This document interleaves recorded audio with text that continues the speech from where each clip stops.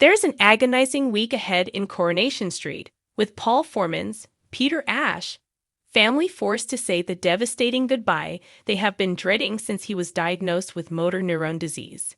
As ailing Paul takes a turn for the worse, Billy Mayhew, Daniel Brocklebank, is oblivious to the situation unfolding as he retraces his steps to track down his lost phone. Bernie, Jane Haslegrove, and Summer, Harriet Bibby, do all they can to keep Paul with them as Billy races home, but there's every chance he could be too late. Meanwhile, the fight back against two of Weatherfield's most loathsome men is on, with news reaching the locals about Rowan Cunliffe, Imrise Cooper, with Leonie Battersby, Jane Danson, having secured incriminating files from his computer. Has enough been done to bring him down at last? And there is also hope in the case against evil Joel Deering, Callum Lill, when DS Lisa Swain, Vicky Myers, finds herself with a lead. Monday, September 9. While complaining of his hangover, Billy realizes he's lost his phone and is thrown into panic as it contains all of his photos and memories. As he sets off to retrace his steps, Summer and Bernie are horrified to discover Paul unresponsive on the sofa, struggling to breathe. Summer calls an ambulance, but realizing that Billy has left Paul at the worst possible time, with no way of contacting him, Bernie and Summer do everything they can to keep Paul alive. With the odds against him, will Billy make it in time to say his final goodbye to Paul? After informing Toya that he is going to report Rowan to the police for blackmail, Nick calls at the police station and hands Lisa a notebook with all of the details. Lean confides in Amy that she emailed herself a load of files on Rowan's computer. Amy tells Ken she's going to have to work more hours if she's ever to replace her £40,000 inheritance, and Ken feels guilty knowing that he could help. When Cassie arrives, Ken tells her about his premium bond win and how he's thinking of giving the money to Amy. Tyrone fills fizz in that the people traffickers have been arrested. Elena has come out of hiding and will be picking up Doran tomorrow. As Lisa and Carla are in deep conversation outside the station, Betsy approaches and insinuates there's more to their relationship than meets the eye. Friday, September 13. Billy wakes up on the sofa and stares at Paul's empty wheelchair and is hit with the sad reality that life now goes on without Paul. Tensions are high between the family as they grieve their loss. Tyrone's upset as he watches Hope and Ruby enthuse about their little brother, knowing that they might not see Doran again. Alina confirms they will be leaving for Romania tomorrow, but as Tyrone opens the back door to call Ruby and Doran in, he's horrified to find the backyard empty. Lisa informs Dee Dee that Joel's work phone showed some text message exchanges with a female and she's going to follow it up. Craig agrees to help track down Ellie, the contact from Joel's phone, but is warned that nobody must find out or they could lose their jobs. Craig finds Ellie's address, but will she want to talk to Lisa? Over a frosty breakfast, Sam urges Leon and Toya to forget Nick ever existed and remember that they're sisters. Nick calls at the flat with news about Rowan. Tracy plays Tommy's message to Amy in which he begs her to come home and tells her how much he misses her. What will Amy advise? Coronation Street star Christopher Harper has confirmed that he has left his role as pedophile Nathan Curtis. Chris, 47, returned to the Cobbles earlier this year to reprise his role as Bethany Platt's Lucy Fallon abuser. In a shock soap twist, he was revealed to be a subscriber of Lauren Bolton's Kate Fitton Ovid's account amid her disappearance. Nathan very quickly became prime suspect after running into Bethany and her boyfriend Daniel Osborne, Rob Mallard, and her mum Sarah, Tina O'Brien. Convinced that he was behind Lauren vanishing, the residents tracked him down to a building site and warned him to leave Weatherfield.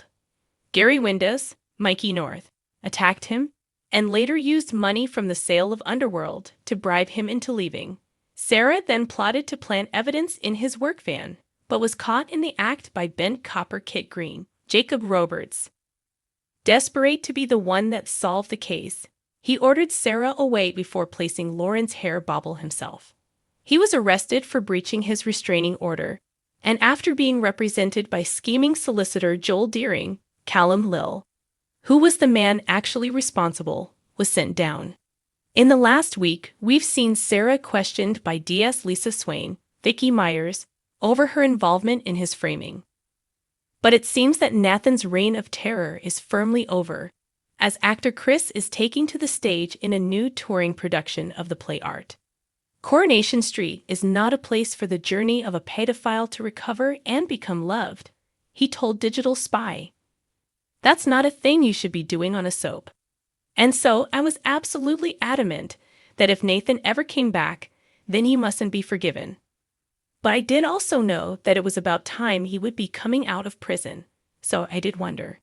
He continued, when I got the call from the producers, it smacked me sideways. I was shaken because the story was so emotional at the time, and it made such a difference to my life, the people I met through it.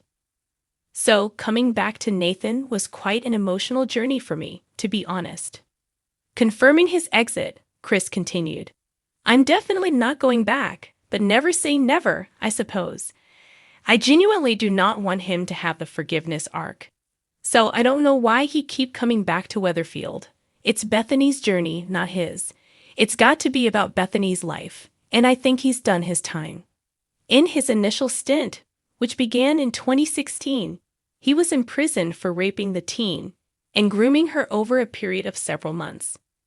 She was employed at his tanning salon, creating tutorials for hairstyles and posting them online to a flurry of positive comments, unaware that he'd employed his assistant Nell Maguire, Samia Ibrahim, to boost the views and compose the niceties. Before long, Bethany fell madly in love with him, and Sarah, who was wary of their age gap, prevented her from contacting him. Desperate to get one up on her family and friends, Nathan began alienating Bethany from her loved ones and pimped her out to his own vile mates.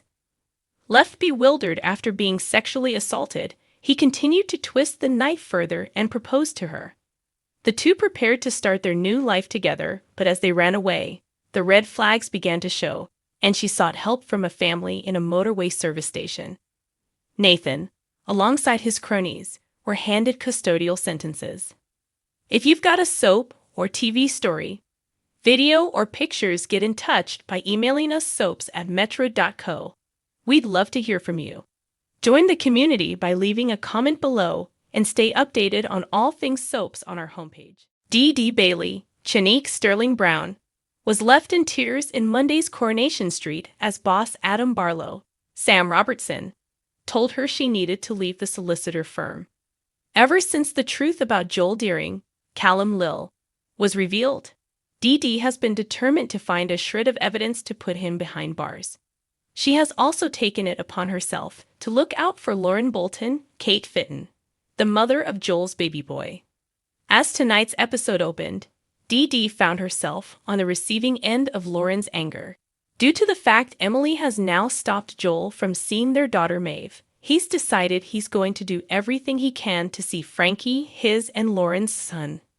This development saw Lauren lash out at Dee. She feared losing her baby to Joel and told Dee it was her fault for interfering. Back in Weatherfield, at the solicitor office, Dee was paid a visit by Joel.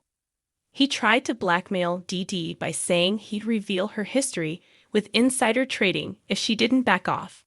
Last year, Ed, Trevor, Michael George, and Ronnie, Vinta Morgan, dabbled in some insider trading for their new business. Dee found out about this, and so did Joel, but as he explained tonight, he chose to keep it a secret because of the love he had for her. This was never going to be an empty threat. Later that day, Kit Green, Jacob Roberts, found Ed and Dee and said he needed to speak to them about a report. Thankfully, because Kit didn't have that much information, he couldn't really do much with Joel's allegation. After Kit told Dee and Ed that he'd return if he had more proof, Dee felt troubled, and then her day got even worse. Adam told his colleague that because of the situation regarding Joel and the insider trading, it would be better for the business if she stepped away for a little while.